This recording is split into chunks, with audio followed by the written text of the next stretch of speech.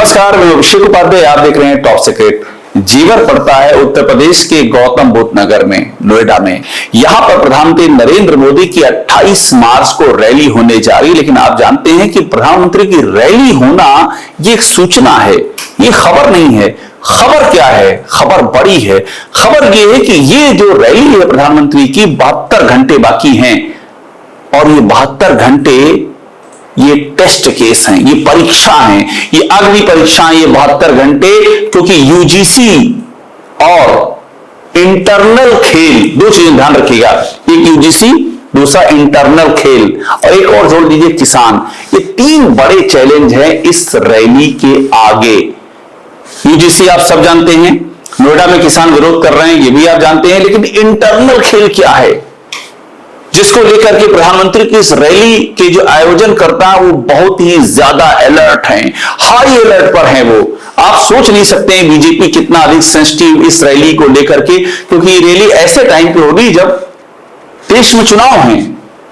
बंगाल में चुनाव है, असम में चुनाव है, केरल में चुनाव है, तमिलनाडु में चुनाव है, पुडुचेरी में चुनाव है। क्या मैसेज जाएगा अगर इस रैली में कुछ वैसा हो गया जो कि मेरठ में हुआ था? अब आप पूछेंगे मेरठ में क्या हुआ, तो मैं भी आपको बता रहा हूं कि मेरठ में क्या हुआ था। बीजेपी के इंटरनल सिस्टम को पता है कि मेरठ में क्या हुआ था, और उनको यह भी पता है कि उन्होंने कैसे मेरठ में पीएम की रैली में संभाला था, कैसे चीजें उन्होंने सेटल डाउन की थी। लेकिन इस बार वो फरवरी था, ये मार्च है, इलेक्शन सर पर है। अगर नोएडा, और नोएडा में जेवर इंटरनेशनल एयरपोर्ट, दुनिया की निगाहें होंगी, यहां अगर मैसेज खराब चला गया तो आप समझिए पूरे देश में असर हो जाएगा। लेकिन अब मुद्दे पे आ जाइए कि इनपुट क्या है जो जिसको लेकर के बीजेपी का आला कमान और प्रदेश का आला कमान इतना ज्यादा चिंतित है। वो इनपुट क्या है, कहानी क्या है, अंदर खाने में क्या हो रहा है, पहले आप समझ लीजिए कि किस तरह से बीजेपी ने इसको एकदम हाई प्रायोरिटी पे ले लिया है कि इस चैलेंज को जो पीएम की रैली की आड़ में है, इसको इस बार हावी नहीं होने देना है, निपटा देना है। 72 घंटे की डेडलाइन अभी है इस रैली के पहले। 72 घंटे में बहुत कुछ होना है। देखिए कहानी यहां से शुरू होती है। बीजेपी के प्रदेश अध्यक्ष पहुंचते हैं जेवर, साथ में धर्मपाल भी है, सेंट्रल महामंत्री, और ये जेवर एयरपोर्ट पे बैठक ले रहे हैं। इसमें पंकज सिंह बैठे हैं, धीरेन्द्र सिंह बैठे हैं, स्थानीय विधायक महेश शर्मा बैठे हैं, सांसद, ये सब बैठे हैं। अब ये जो बैठक ली जा रही है, ये जेवर में ली जा रही है, एयरपोर्ट पर। ये बैठक का दो प्रयोजन है। पहला तो ये कि तैयारियां देखना, जायजा लेना। करीब 1.5 से 2 लाख की 20 की भीड़ का अनुमान है, तो लोग कहां बैठेंगे, क्या सिस्टम होगा, कितने रूट डाइवर्जन वगैरह, क्या क्या प्लानिंग कैसे करनी है, और कैसे बसें जाएंगी, कैसे सब होगा। लेकिन जो सबसे महत्वपूर्ण है वो ये है कि इस रैली में व्यवधान जो हो सकता है उसको आइडेंटिफाई करना। और मैं आपको अंदर कहानी बता रहा हूं, व्यवधान आइडेंटिफाई भी कर लिया गया है। और उसमें जो 3 चीजें हैं, सबसे बड़ा है, पहले आप शुरू कीजिए नीचे से। किसान एजिटेटेड हैं अगल बगल के, वो एक बड़ा चैलेंज है, मगर पुलिस का, लॉ एंड ऑर्डर का सिस्टम वहां पर लगाया गया है। यूजीसी विरोध हो सकता है, यूजीसी के जो नियम के खिलाफ हैं बड़ी संख्या में लोग, वो किसी न किसी तरह से प्रोटेस्ट कर सकते हैं, या क्या पता जो दर्शक जो सुनने आए उसी में से कुछ ऐसे भी घुस जाएं जो यूजीसी के नाम पर कुछ वहां पर सीन क्रिएट कर दें। ये एक बड़ी चिंता है। लेकिन जो तीसरा है वो इंटरनल खेल का है। ये बहुत दिलचस्प है। जिनको इंटरनल खेल वाली बात समझ में नहीं आ रही है, उनको जरा ध्यान देना होगा कि किस तरह से इस उत्तर प्रदेश में लोकसभा चुनाव के मद्देनजर जब पीएम मोदी का चुनाव था तो 36 महापंचायतें हुई थी और उसमें बीजेपी को हराने की अपील की गई थी। इसी यूपी में अपनी सरकार उत्तर प्रदेश में और महापंचायतें हो रही है और उनको इजाजत दी जा रही है। यूजीसी में भी तो यही हो रहा है। देश भर में असर है, लेकिन सबसे अधिक गर्माहट उत्तर प्रदेश में है। कौन फैसिलिटेट कर रहा है? ये मोदी के खिलाफ यूपी में इतने नारे क्यों लग रहे हैं? ये बीजेपी के प्रदेश से लेकर के केंद्र तक आला कमान की चिंता का विषय है। इसके पीछे की जड़ जो है, वो जड़ उनको पता भी है, और उस जड़ के फैलाव से वो बचना भी चाहते, क्योंकि ये समय 28 मार्च का बहुत ही सेंसिटिव है। अब देखिए अखबारों में लगातार छप रहा है, ये बीजेपी के प्रदेश अध्यक्ष ने बैठक की है यहां पर, इसका पूरा ब्यौरा एक और मैं आपको दिखा रहा हूं, ये भी छपा है। अब ये देखिए, यहां शुरू करते हैं। नोएडा में भूख हड़ताल पर युवा बैठे हुए हैं। 24 मार्च की खबर है ये, और 28 मार्च को उद्घाटन होने जा रहा है। वो कह रहे हैं कि जमीन के मालिक हम हैं, हमारा हक हमको नहीं दिया गया, आंदोलन करेंगे। ये एक चिंता की बात है, लेकिन असली कहानी अभी बाकी है। असली कहानी क्या है, मैं ये देखिए, ये कहानी देखिए, ये है असली कहानी। ये हमने उसी दिन रिपोर्ट किया था। ये जिस तारीख को मेरठ में प्रधानमंत्री की रैली हुई थी, 22 फरवरी थी।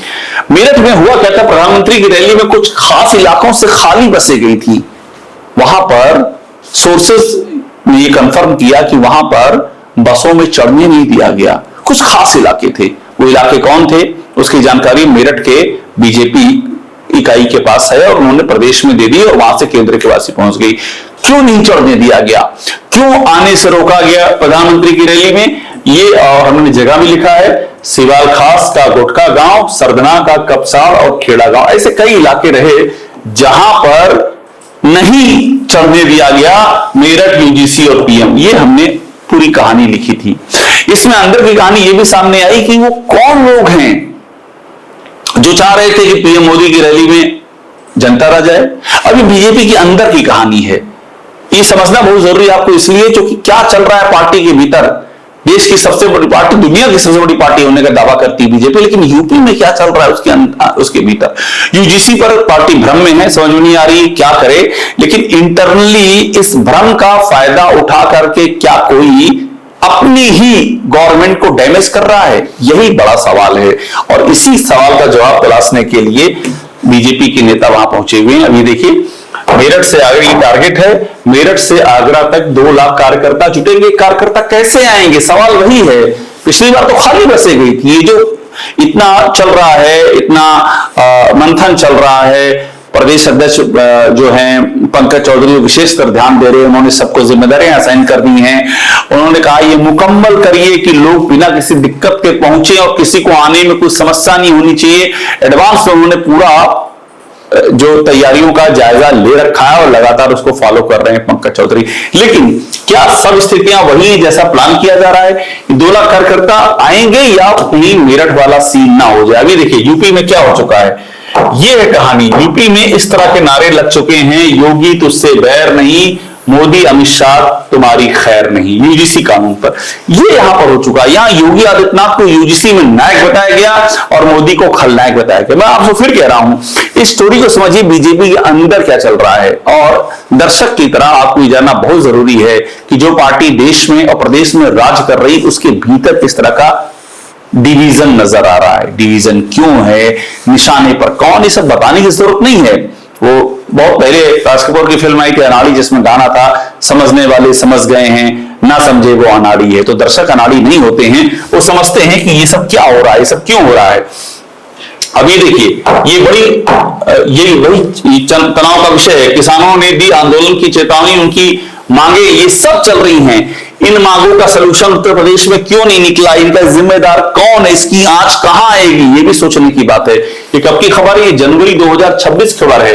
ये मांगे पहले से हैं, राज्य सरकार को पता है कि ये चल रहा है, इसका रास्ता अभी तक क्यों नहीं ढूंढा गया और कहां आएगी इसकी तपिश, ये भी एक बड़ा सवाल है। अब इसके बाद ये देखिए, जो मैंने आपको इससे पहले भी बताया था, ये मोदी तेरी खैर नहीं, योगी तुझसे बैर नहीं, इस तरह के नारे लगे हैं, जम करके लगे हैं। और ये उसके लखनऊ में लगे हैं, लखनऊ में बाकायदा मेन शहर में प्रोटेस्ट हुआ यूजीसी का, जहां ये नारे लगे हैं। अब ये नारे कैसे लगे, बीजेपी भी भौचक है कि हमारे अपने स्टेट में केंद्र के खिलाफ नारे लग रहे हैं। यूजीसी के सवाल पर कौन फैसिलिटेट कर रहा है और कौन है जो प्रधानमंत्री की ये जो जेवर वाली रैली हो रही मेरठ के बाद जेवर, इसमें कहीं ना कहीं से चाहता है कि एक मैसेज ऐसा चला जाए जो पीएम के लिए भी सोचने को हो जाए कि उनकी लोकप्रियता के दिन पूरे हो चुके हैं। अगर ये कहानी बाहर की होती तो फिर भी गनीमत थी। कहानी सवाल ये उठ रहा है कि कहीं ये अंदर से तो नहीं है, वो किरदार कौन, ये हम इस पर पार्टी को चिंता करना है, बीजेपी चिंता करे किरदार कौन है, बीजेपी फाइंड आउट करे कि वो कौन है। लेकिन हम तो आपको वो सारे संकेत बता रहे हैं जो इस रैली को इर्द गिर्द मंडरा रहे हैं, और ये संकेत बता रहे हैं कि बीजेपी के अंदर उत्तर प्रदेश में एक बहुत बड़ी कहानी आकार ले रही है। और ये कहानी पार्टी के भीतर ही जो महाभारत का युद्ध छिड़ा हुआ है, ये कहानी उस पर लगातार इशारा कर रही है। टॉप सीक्रेट देखते रहिए, लाइक कीजिए, इसे सब्सक्राइब जरूर कर लीजिएगा।